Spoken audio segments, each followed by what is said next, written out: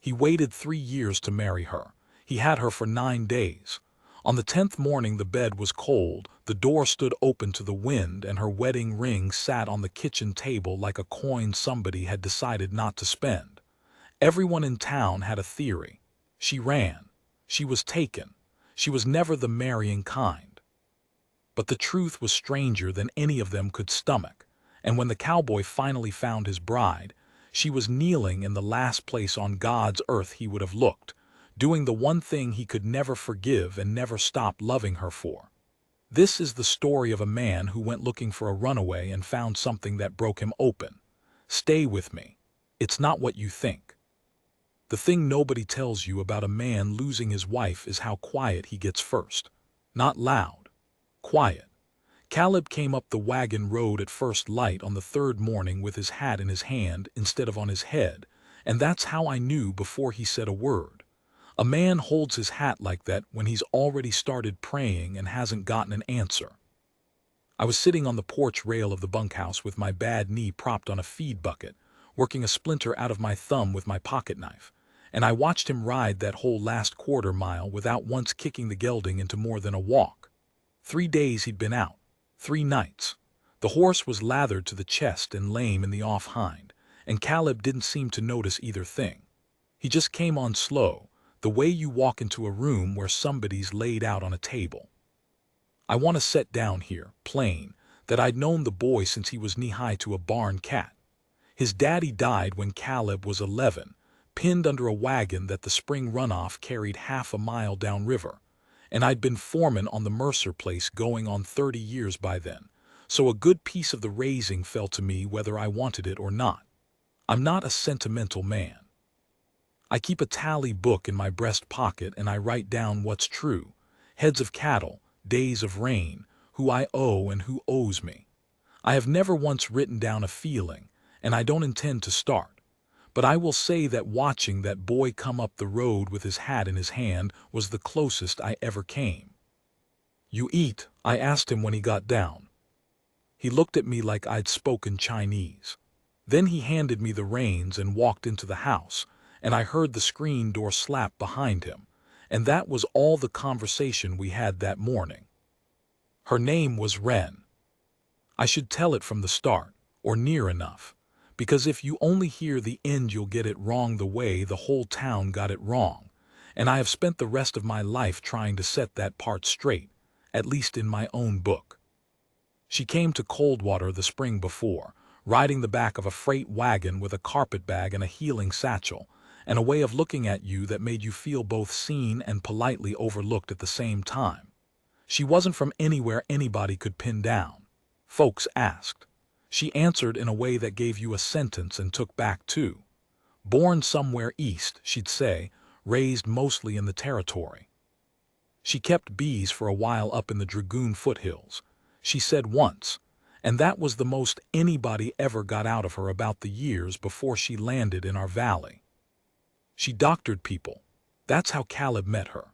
Not romantic at all the way it started. He'd taken a fence staple through the meat of his hand stringing wire in the heat, and by the time he rode into Coldwater, the thing had gone hot and red and started climbing his arm in those thin red lines that mean a man's about to lose the arm or worse. The town didn't have a real doctor. It had a barber who'd pull a tooth and a woman named Wren who'd come down out of nowhere and set up in the back room of the mercantile. And the barber was drunk that day, so somebody sent for Wren. I was there. I'd ridden in with him. I watched her lay his hand open with a blade she'd sterilized in the lamp flame, clean as you'd gut a trout, and she packed it with something that smelled of pine pitch and bitter green, and she never once flinched at the smell of him, which by then was considerable. She talked to him the whole time, not baby talk. She told him about the way infection moves, how it follows the lines under the skin, how the body tries to wall it off and sometimes can't, and Caleb, who I'd never known to sit still through a sermon, sat there with his ruined hand in her 2 hands and listened to her like she was reading him the future. "You're going to keep the hand," she told him. "You're going to keep all of it, but you have to come back tomorrow and the day after, and you have to let me clean it again even when it stops hurting, because the danger's not in the hurting, it's in the stopping of it. He came back. He came back the day after that, and the day after that, long past when any sensible man would have called the hand healed. By the end of it, the whole valley knew Caleb Mercer was riding 14 miles into town to have a hand looked at that had quit needing looking at weeks before. I'm telling you this so you understand it wasn't a young man's foolishness.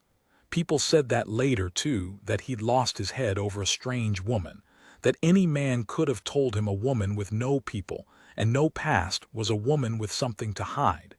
Maybe. But I watched it from the start, and I'll tell you what I saw.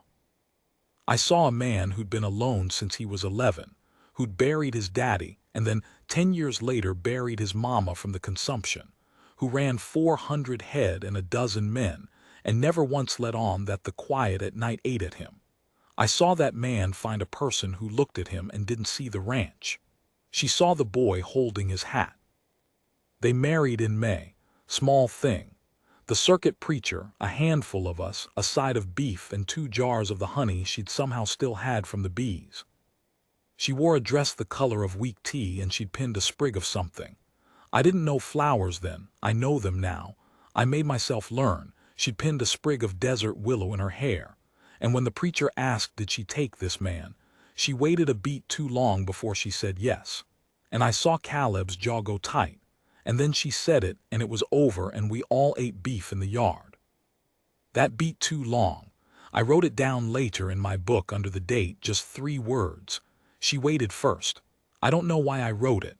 I think some part of me, older and meaner than the rest, had already started keeping evidence. 9 days. They had 9 days of being married, and from what little Caleb ever let slip, they were good ones. He'd come out to the work happier than I'd ever seen him, useless as a new pup, grinning at fence posts. She kept doctoring. Folks came out to the ranch now instead of the mercantile, and she'd started in on a garden behind the house. And one evening I came up to ask about the branding count, and through the window I saw the 2 of them at the table, her hands moving while she talked, him just watching her hands, and I went back to the bunkhouse and didn't ask about the count till morning. On the 10th morning she was gone. He didn't wake me hollering. That's the part I keep coming back to.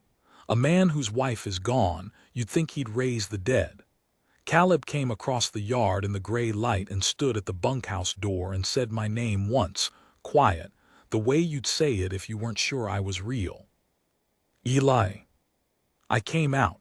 He had the ring in his open palm. He held it out to me like he wanted me to tell him it was somebody else's. It was on the table, he said. Her satchel's gone, her boots, the bay mare, there's no note. And then lower, the bed wasn't slept in, or it was made up so careful you couldn't tell. I'm going to be honest about the thought that came to me, because if I leave it out I'm no better than the rest of them. The first thought I had, standing there in my long johns with the dawn coming up cold, was, she ran. Married him for the roof and the 400 head and slipped out the first dark night she'd worked up the nerve. It came to me fast and ugly, and it must have showed on my face because Caleb said, "Don't," before I'd said anything at all.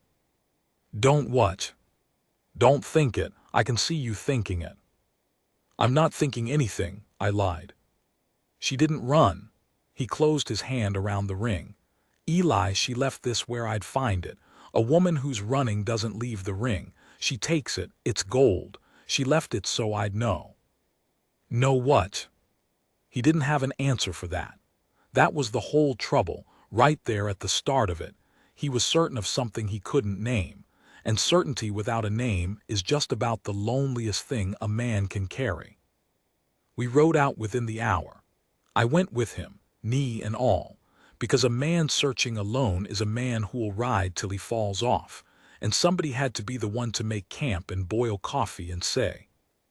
More than once over the days to come, we rest the horses or we lose them, and a man on foot finds nothing. The first day we worked the obvious ground, the road to town, both forks, the river crossing. We stopped at every place between the ranch and Coldwater, and Caleb asked the same question in the same flat voice. Have you seen my wife? And got the same answer, which was no, threaded through with a look I came to hate, pity with a hook in it, the look of people already telling the story to themselves a certain way. By the second day the story had gone around town ahead of us. We rode in and you could feel it. Men who'd eaten our beef at the wedding wouldn't quite meet Caleb's eye. The mercantile woman, not unkind, just a fool, patted his arm and said, "Some women aren't made for the staying kind of life, hun, and it's no reflection on you." And I had to step on Caleb's boot under the counter to keep him from saying something that'd get us run out. But here's what I noticed, and what I wrote in my book that night by the fire while Caleb stared into it. Two things. First, nobody had seen a woman riding alone.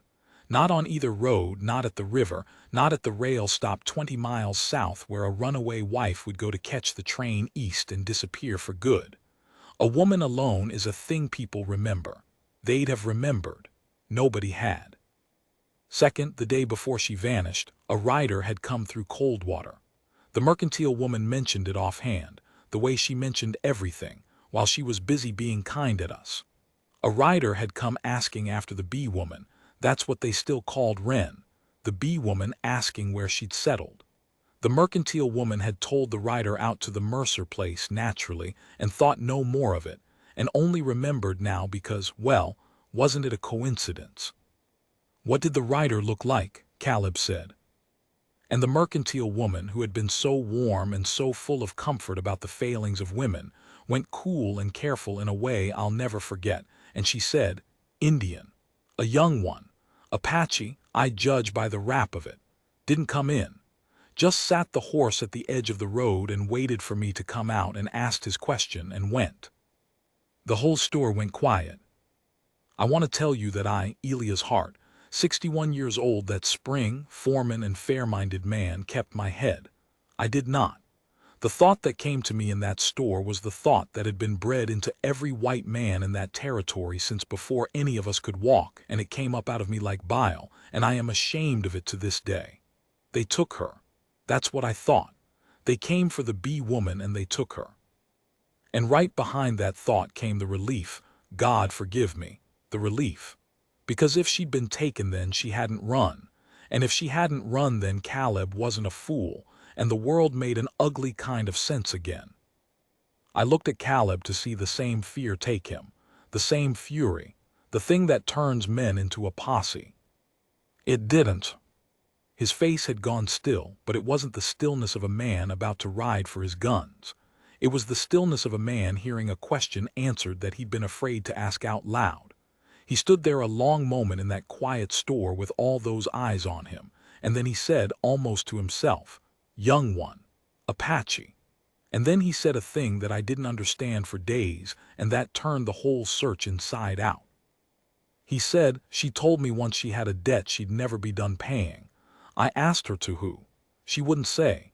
She just said, when it comes due, you have to let me go pay it, and I won't be able to explain, and you have to trust that I'm coming back." He looked at me. I said I'd trust her. I made a fool's promise to a woman I'd known half a year, and I meant every word of it, and now, his voice didn't break. That would have been easier. It just stopped, like a clock that's wound down, and he stood in the silence of it. The mercantile woman said, gentle as a knife, "Caleb, honey, whatever she told you, you have to consider she might have been telling you a story so you wouldn't come after her." And that was the moment, I think, that the search split into two roads, and Caleb chose the one that nearly killed him and was the only true one. Because the easy road, the one the whole town was paving for him with their pity and their cool, careful voices, was to believe she'd run, dressed up the running in a pretty tale about debts and trust, and used a passing Indian rider as cover. That road let a man go home, grieve a year, and marry a sensible local girl who'd never keep a satchel packed. Half the men in that store would have ridden that road and never thought twice. The other road said, she meant it, every word.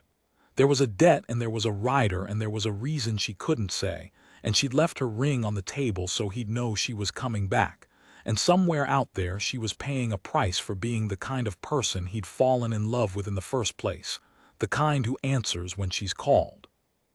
Caleb turned and walked out of the store. I followed him into the street.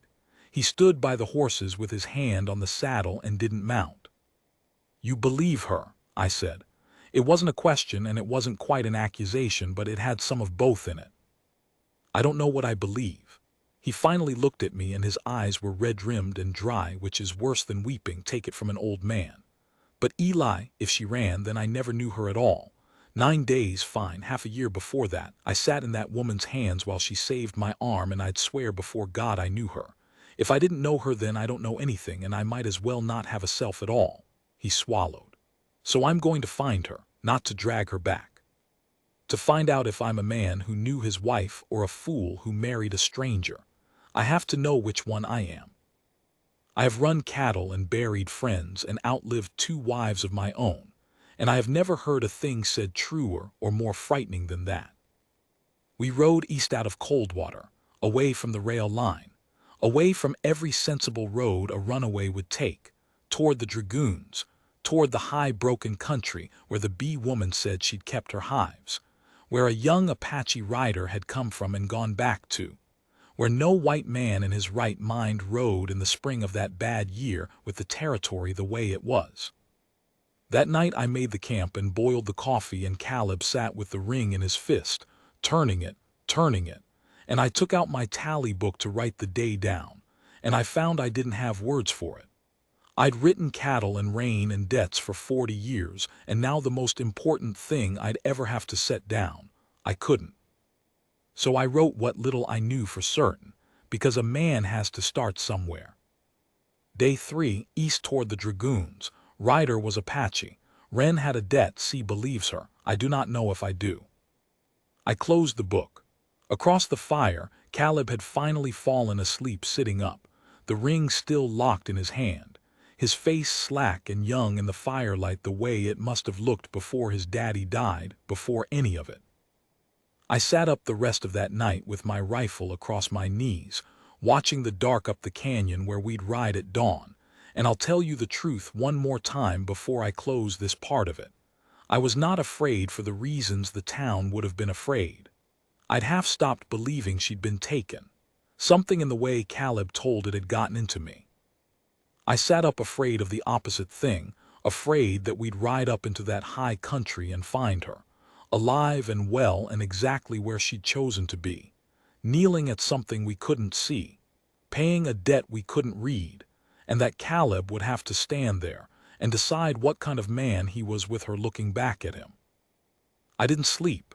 Up the canyon near morning, I thought I heard a sound carried down on the cold air that didn't belong to any animal I knew, high and broken and human, rising and falling. I told myself it was the wind. It wasn't the wind.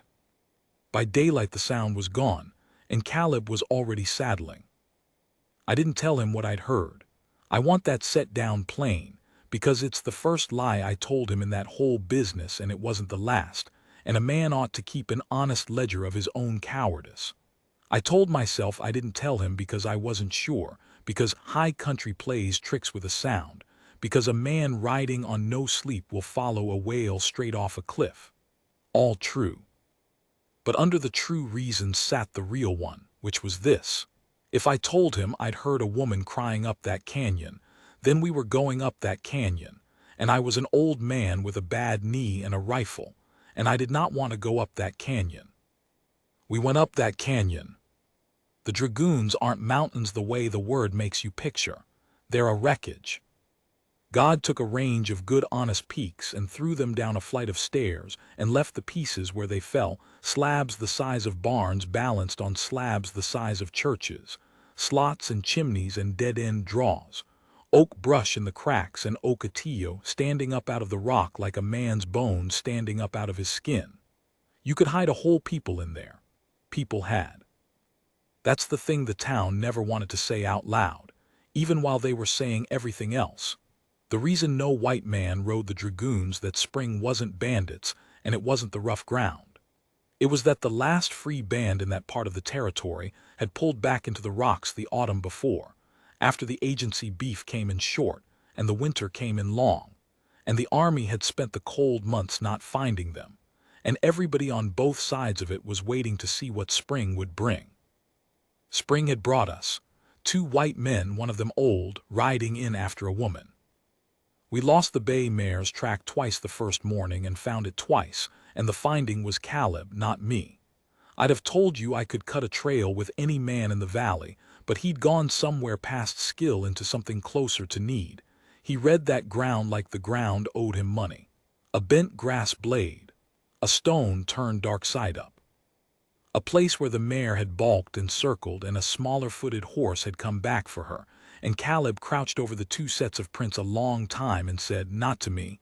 She wasn't dragged. Look, her horse balks and the other one comes back gentle and waits. Nobody waits gentle on a woman they're stealing."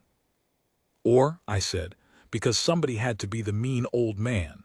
The young buck's smart enough to keep his prize calm." He looked up at me from the prints, and there wasn't any anger in it which I'd have welcomed. There was just a kind of patience that made me feel small.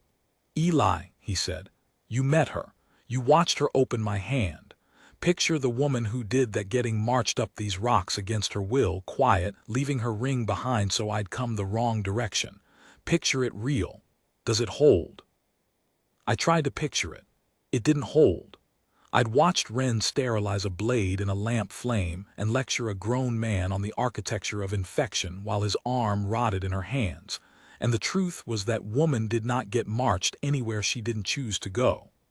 Whatever was at the top of this canyon, she'd walked up to it on her own 2 feet, the way she'd walked up to everything. I didn't say that. I said, "Let's water the horses," because it was true and because I needed a minute. The town caught up to us on the 3rd day in the rocks. I heard them before I saw them, iron shoes on stone, more horses than 2, and the particular loose jingle of men who have armed themselves. I got us up into a slot behind a slab, and we watched 8 riders come up the draw below, and I knew 6 of them. The barber who'd been drunk the day Wren saved Caleb's arm. 2 of the Holly's boys, who'd never met a reason they couldn't improve with a rope. A man named Prout who held paper on half the valley and called it Christian charity. And out front, on a good gray horse, the deputy from the county seat, who had no business being in the Dragoons and a great deal of reason to want a quiet ending to a story about a vanished woman and a strange band in the rocks. Caleb started to stand. I put my hand flat on his chest and held him down and felt his heart going like a run horse. "That's a posse," I said low. "That's help." "That is not help." I'd been a young man in this country, and I'd ridden in 2 parties that called themselves help, and I have spent the back half of my life trying to forget what help did when it got up into the rocks and found people. "Caleb, listen to me now and don't be a fool. Those men did not ride 3 days into Apache country for the love of your wife. Half of them think she ran and the other half don't care. They came up here for a reason, and the reason is sitting up at the top of this canyon, and it ain't her." He understood. I watched it land. He was raised in this country same as me, and he knew exactly what 8 armed men wanted with a band that the army couldn't find. They wanted to find it, and they wanted to be the ones who did, and they did not much care about the difference between a rescue and the other thing. "They'll follow our track," he whispered. "They've been following our track. That's how they're here." And that was a thing I had to swallow whole and bitter, that by riding up after Wren, careful and slow and reading the ground, we'd cut a clean trail straight to people who'd done nothing but hold a sick winter together in the rocks and laid it down for 8 men with rifles. There's a kind of harm you do without lifting a hand. I'd done it. I sat in that slot in the rock with my hand on Caleb's chest, and understood that I had led the worst of the valley to the door of the very place we were trying to reach, and that whatever happened next, some piece of it was mine. We let them pass below us. It was the hardest thing to let help pass and not call out.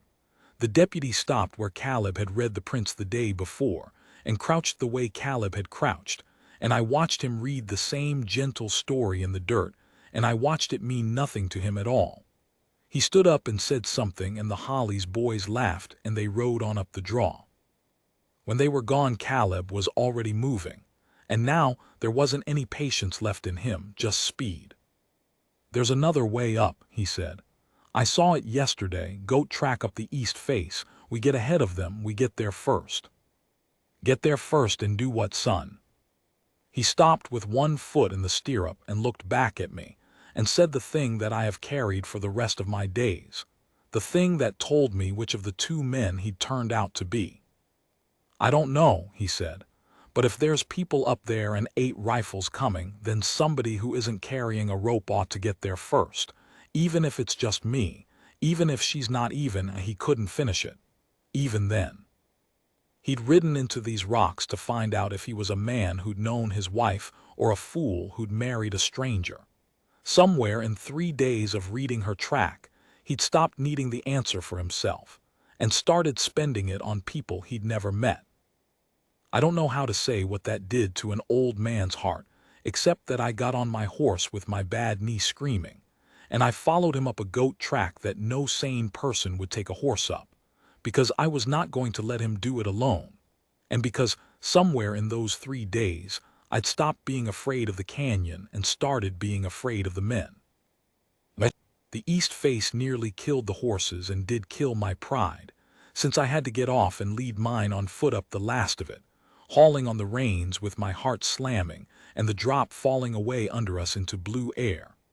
But it put us up on the rim ahead of the draw, and from the rim we could see down into the bowl where the canyon opened out, and that was the first time I saw the camp. It wasn't what the barber and the Hollies boys had ridden up expecting. I know that because I'd ridden up half expecting it too, the picture every one of us carried, a war camp, painted men, the woman tied to a stake. What was down in that bowl was a winter that had gone on too long. A dozen brush shelters, low and brown, tucked under the lee of the rock. A few thin horses. Cook fires, but small ones, the small kind you keep when you're stretching what you've got. Children, I could see children, a knot of them by the water, smaller than they should have been for their height, the way children get when the food runs short. Old people, women, and not many men of fighting age at all, which told its own story about the autumn and the winter and the army that couldn't find them. And in the middle of it, set a little apart by one of the brush shelters, 2 figures kneeling. Caleb made a sound I'd never heard him make. It was her. Even from the rim, even small, you couldn't mistake the way she held herself, that stillness with the busy hands inside it. She was kneeling beside someone laid out on a blanket, an old woman. I could see the gray of her hair, and Wren's hands were moving the way I'd watched them move over Caleb's ruined arm, that same patient, terrible care, and bending over the 2 of them was the young rider, the Apache boy from the Coldwater Road, and he had a hand on Wren's shoulder. Now, I'm an old man and I'll tell you the shape of the lie I'd been telling myself, because seeing the truth of it broke the lie clean in half. Right up until that moment, some part of me, even after the prince, even after everything Caleb had said, some mean old part of me had still been holding the picture of a captive.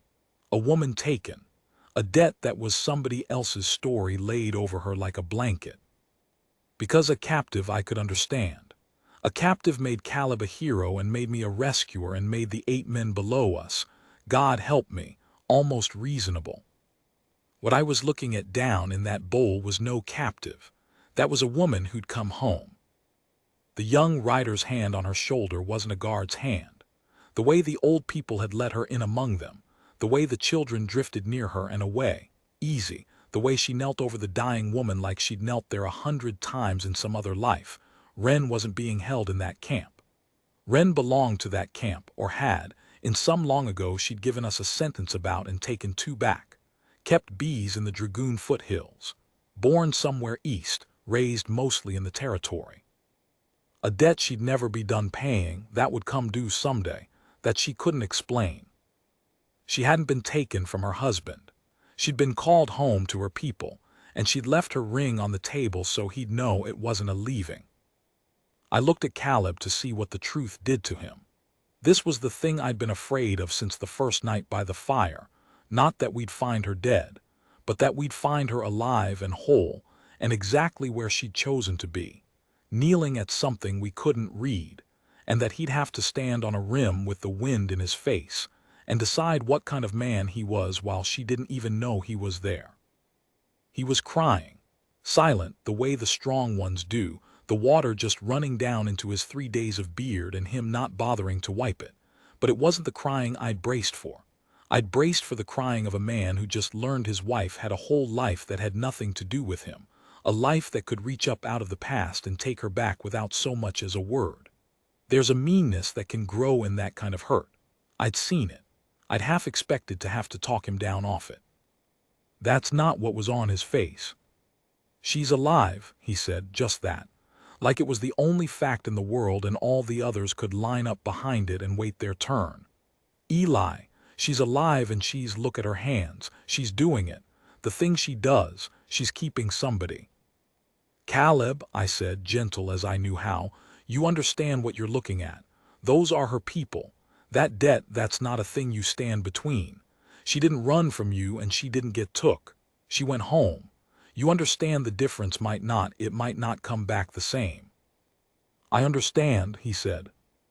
And then he did the thing that I will tell my grandchildren about if I ever get any.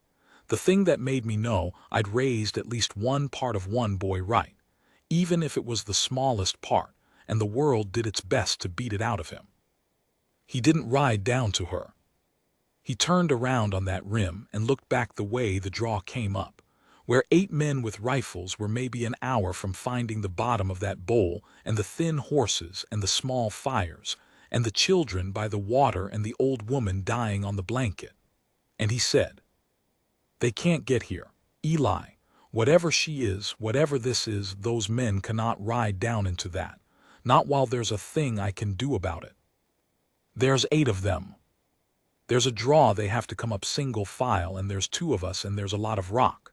He was already pulling his rifle from the scabbard, checking it, his hands steady now in a way they hadn't been steady since the morning he stood at my door with the ring. "We don't shoot anybody, you hear me, not unless there's no other thing left. We make it slow. We make it loud. We make 8 men decide it's not worth the climb. People do amazing things to avoid a thing that's just barely too much trouble." I sat there on the rim with my dead pride and my bad knee and my 40 years of tally books, looking at a boy I'd watched grow up plan to face down half his own valley to protect a band of strangers his wife belonged to, on the strength of a debt he'd never understand and a love he'd had for 9 days.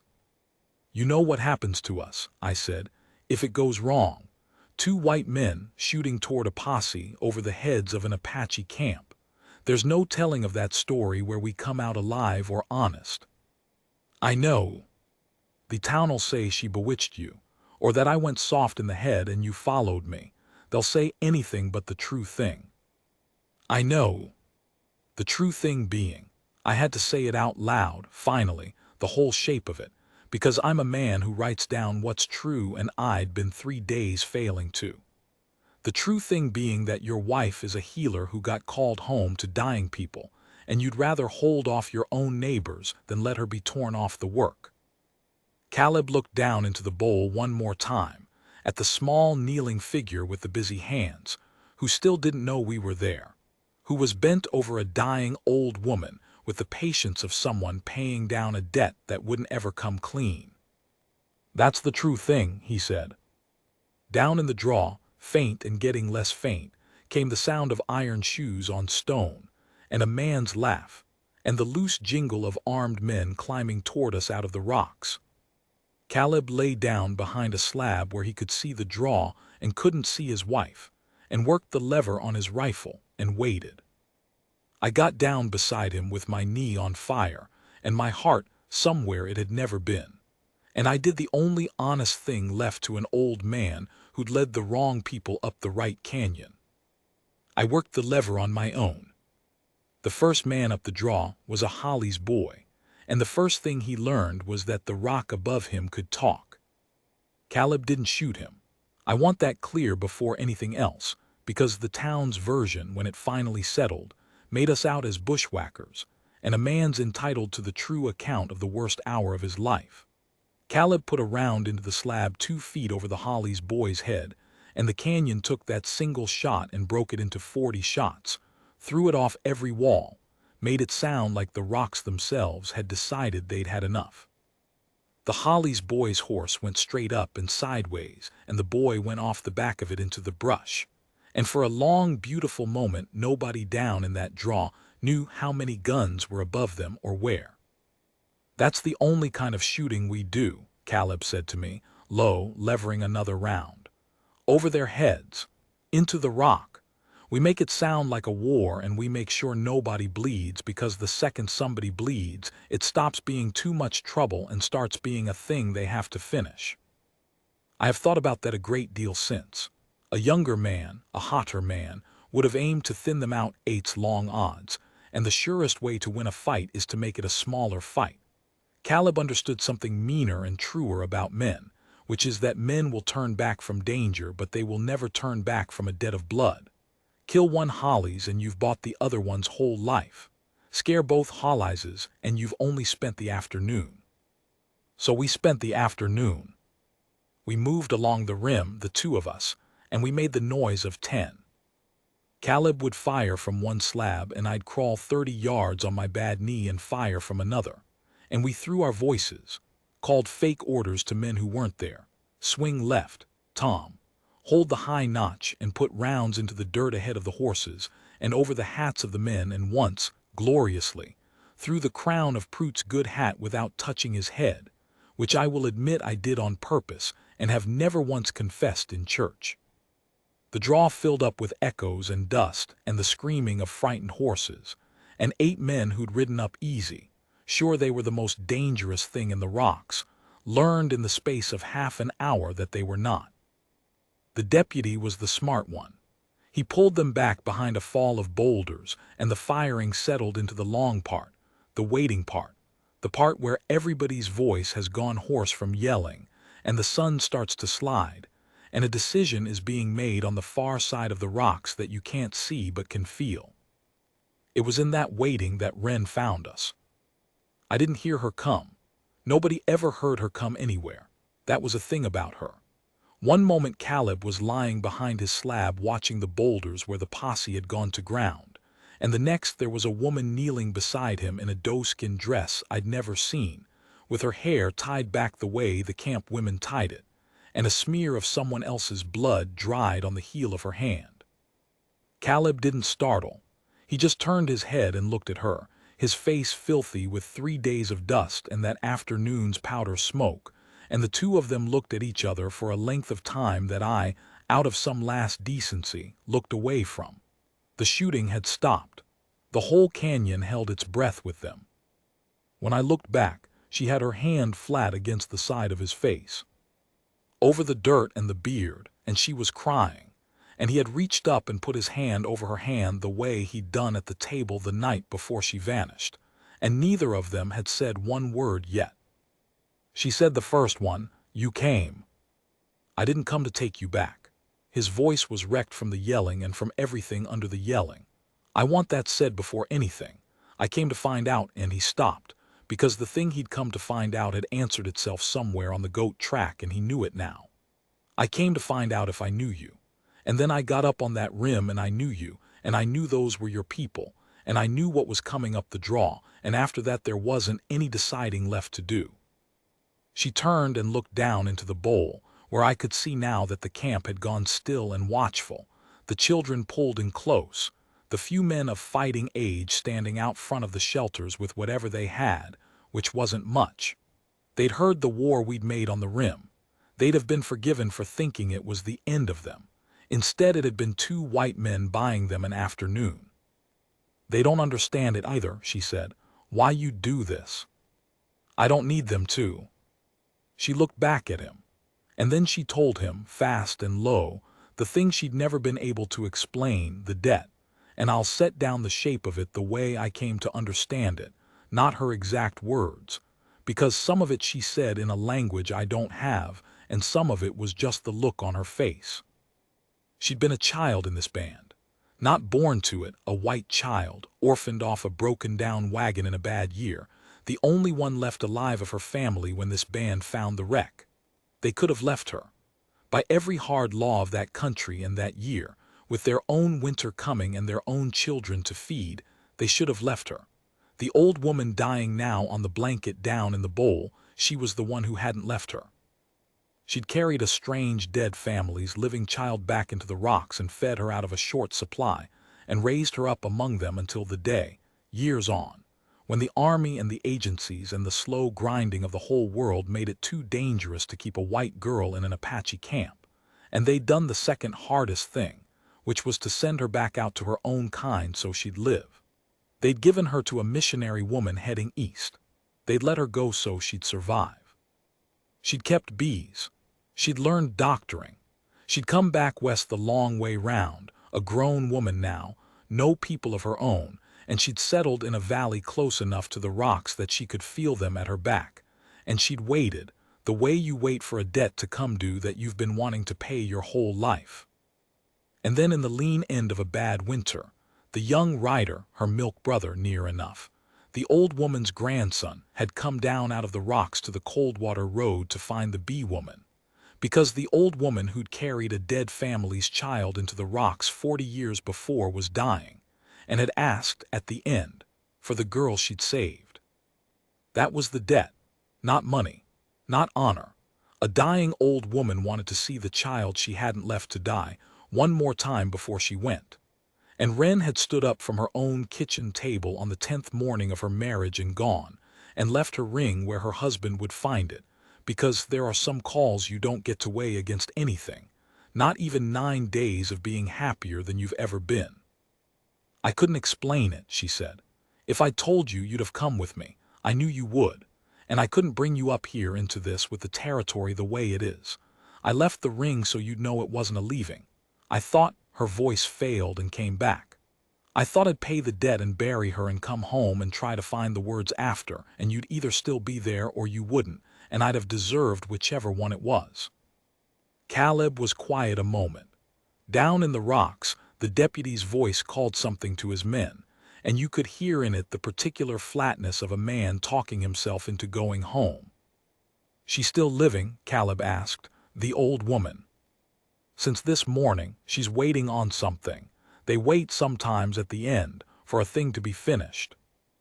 And Caleb said, and this is the part I've never been able to tell without stopping, Caleb said, "Then go finish it. Be with her. We've got the rim. They're leaving, I can hear it. Go sit with the woman who didn't leave you, and don't you spend one more second of her last day up here in the rocks with me. I'll keep. I've got nothing but keeping in me." She went. I watched her go down off the rim into the bowl, quick and sure on ground she'd learned as a child, and I watched her kneel back down by the blanket, and I watched the young rider make room for her, and I watched the camp fold back in around the dying, and the living the way water closes over a stone. The posse left at dusk. We heard them go, the slow, defeated clatter of men riding back down a draw, the deputy's flat voice, one of the Holly's boys cursing the whole territory. They'd convinced themselves there were a dozen guns in the rocks and no glory in it, and a long ride home, and that was exactly the lie Caleb had built for them out of echoes and over-the-head shots and a hole through Prute's hat. They never knew it was 2 men, one of them old. They told it in the valley for years as the day they were ambushed by a war party in the Dragoons and fought their way out, and there was no profit and no point in any of us ever telling it different.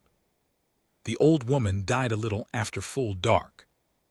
I know because the sound came up out of the bowl that I'd heard the first night by the fire and lied to Caleb about, that high broken human sound, rising and falling, a whole camp's worth of it now, the keening of people letting somebody go. It went on a long time.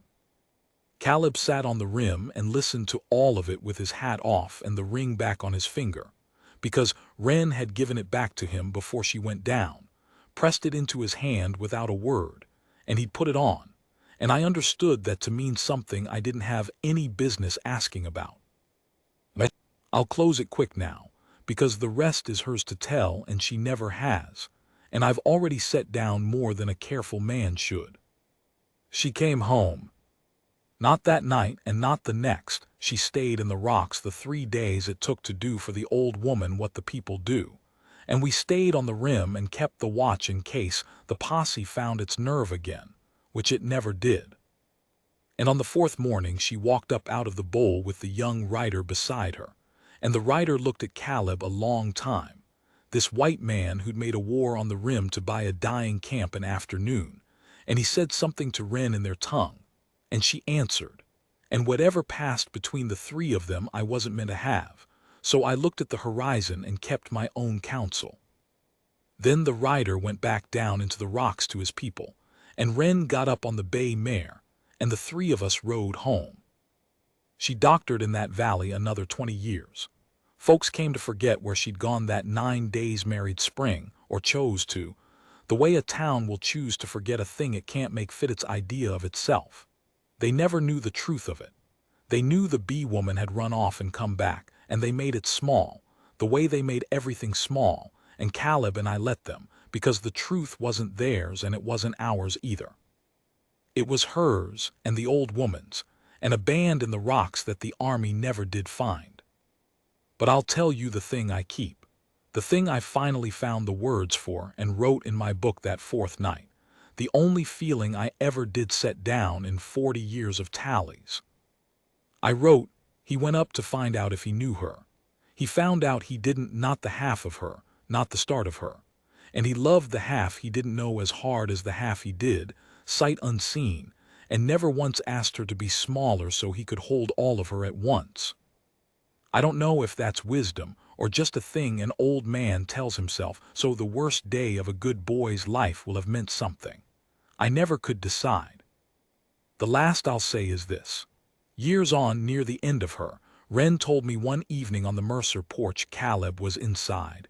We could hear him, banking the stove, that she'd known the whole way up those rocks that he might not understand, might turn around, might be a smaller man than she'd hoped. And that the thing that broke her wide open, the thing she'd never gotten over, wasn't that he'd come. It was that he'd come and not asked her to choose. She had her hands in her lap and they weren't busy for once, just still, and the light was going the way it goes, and she said the rest of it so quiet I had to lean in. And I'm not going to set down here what she said.